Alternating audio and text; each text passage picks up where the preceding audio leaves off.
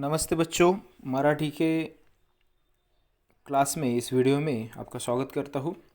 बच्चों हमने पिछले वीडियो में हे खरे खरे भावे इस कविता का पूरा एक्सप्लेनेशन मैंने आपको सिखाया था, है ना। वो थोड़ा सा लंबा वीडियो हो गया था, कोई बात नहीं। जिन बच्चों ने वो पूरा वीडियो देखा है उनको समझ में आया होगा कि उस कविता में आपको क्या सिखाया गया है, क्या बताया गया है ना। उस बच्ची की इमेजिनेशन उसमें उसने लिखी है, उसने हमें बताई है।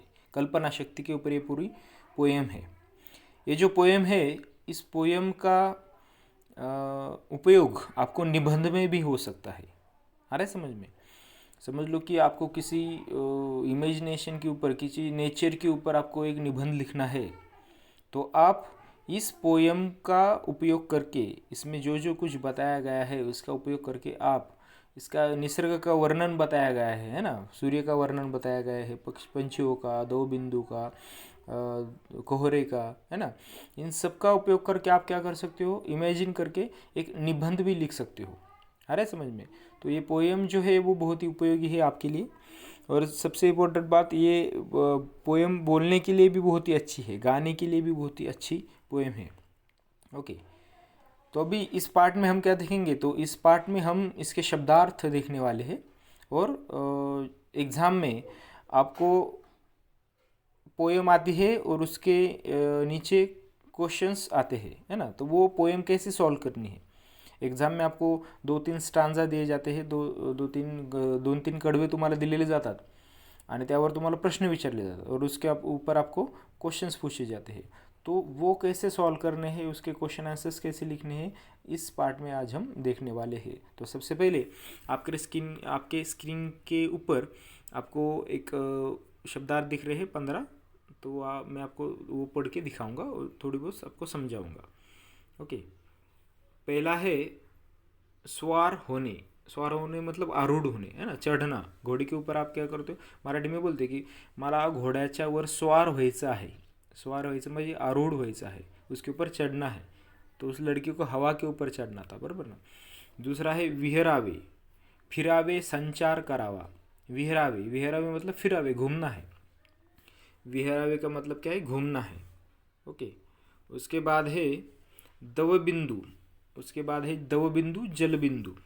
दवबिंदु, जलबिंदु, है ना। आप ठंडियों के दिनों में सुबह सुबह आपको कोहरा दिखाई देता है और घास के ऊपर आप देखते हो तो छोटे छोटे पानी की बूंदे आपको दिखाई देती है, तो उसे बोलते हैं दवबिंदु, जलबिंदु। उसके बाद गड़द दाट। गड़द दाट, है ना। गड़द, गड़द मतलब एकदम डार्क, दाट, है ना। शाम के वक्त जब सूर्यास्त होता है तब आकाश में क्या होता है, गड़द रंग दिखते हैं, है ना, डार्क कलर दिखते हैं। गडद मतलब दाट। भरारणारा, वेगाने वाहणारा। भरारणारा मतलब वेगाने वाहणारा, झेप घेणारा, है ना, भरारणारा।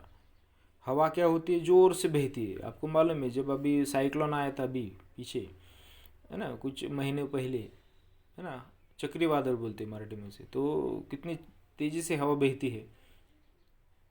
तो भरार मतलब वेगाने वाहणारा, झेप घेणारा। धुक्यापरी मतलब धुक्या प्रमाणे। धुक्यापरी, धुक्या मतलब कोहरा, कोहरे जैसा, है ना, धुक्यापरी। अलगद म्हणजे हळूच। अलगद मीन्स हळूच, अलगद हळूच, एकदम स्लोली, अलगद। अवघे, सगळे, सबको मिला के, है ना। अवघे मतलब सवगे, सगळे जग। अवघे जग मतलब सब, सबको मिला के। अवघे मतलब सबको मिला के। तयाला, तयाला मतलब त्याला, है ना, उसको आप बोलते हो, है ना। हिंदी में क्या बोलते हैं, उसे, उसको, तयाला, त्याला। मिश्किलतेने, खोडकरपणे। मिश्किलतेने मतलब खोडकरपणे। आप खोड निकालते हो ना किसी को परेशान करते हो, खोड कर निकालते हो, इसे बोलते हो खोडकरपणे, मिश्किलतेने। उसके बाद है ऊर्जा, उष्णता। ऊर्जा, उष्णता, है ना। सूर्य से हमें क्या मिलती है, ऊर्जा मिलती है। ऊर्जा मिलती मतलब उष्णता मिलती है। और उस उष्णता के, उस ऊर्जा के बल पर जो पेड़ पौधे हैं वो क्या करते हैं, अपना खाना बनाते हैं। ओके, और अपना पेड़ पौधे खाना बनाते हैं, तो हम अन्न के मामले में, खाने के मामले में किन के ऊपर डिपेंड है, है ना, जो भी प्राणी है पक्षी है वो सब क्या करते हैं, जो पेड़ पौधे है होते हैं उनके ऊपर हम डिपेंड होते हैं खाने के लिए। आप सोचो, आपकी जो अभी जो भी कुछ आपकी मम्मी घर पे बनाती है वो कहाँ से आता है, खेतों से आता है ना, पेड़ पौधे से आते हैं। जो फल फ्रूट होते हैं वो पौधों से आते हैं। तो जो इंसान है, जो प्राणी है, पक्षी है, वो खाने के ऊपर किसके ऊपर डिपेंड है, पेड़ पौधों के ऊपर डिपेंड है। और पेड़ पौधे उनका जो खाना है ना, वो जो पेड़ पौधे वो तैयार करते हो, वो कैसे करते हैं, उसके लिए ऑक्सीजन ज़रूरी होता है, कार्बन डाइऑक्साइड ज़रूरी होता है, और सूरज की धूप ज़रूरी होती है। बराबर। सोचो कि 1-2 महीने सूरज आपको दिखाई नहीं दिया, सारी पृथ्वी पर अंधेरा छा गया, तो क्या होगा, तो सबसे पहले जो पेड़ पौधे वो सूख जाएंगे। बराबर। और पेड़ पौधे सूखेंगे तो फिर खाना नहीं बनेगा, खेतों में खाना नहीं होगा, तो सारे लोग भी क्या होंगे, थोड़े थोड़े करके फिर मर जाएंगे। बराबर। तो सूरज हमारे लिए कितना इम्पोर्टेंट है, इसलिए हम क्या करते हैं इंडियन लोग, कि सूरज को भगवान जैसे मानते हैं। क्योंकि भगवान, सूरज नहीं होगा तो पेड़ पौधे नहीं होंगे, पेड़ पौधे नहीं होंगे तो सारे प्राणी पक्षी क्या होंगे, सारे मर जाएंगे। अरे समझ, तो ये ऊर्जा है सूरज की, बहुत ही इंपॉर्टेंट है। उसके बाद स्रोत। स्रोत मतलब सूरज ये स्रोत है, ये किसका स्रोत है, उष्णता का स्रोत है। हमें धूप मिलती है, उष्णता मिलती है, किससे मिलती है, सूरज की वजह से मिलती है। ज्यापासून मिळते तो मार्ग, मूळ निर्मितीचा मार्ग। पानी, पानी हमें कहाँ से मिलता है, ज़मीन से मिलता है ना, कुएं से मिलता है, बारिश से मिलता है, ये हुआ नेचुरली स्रोत। आ रहा है समझ में। उसके बाद चिरत।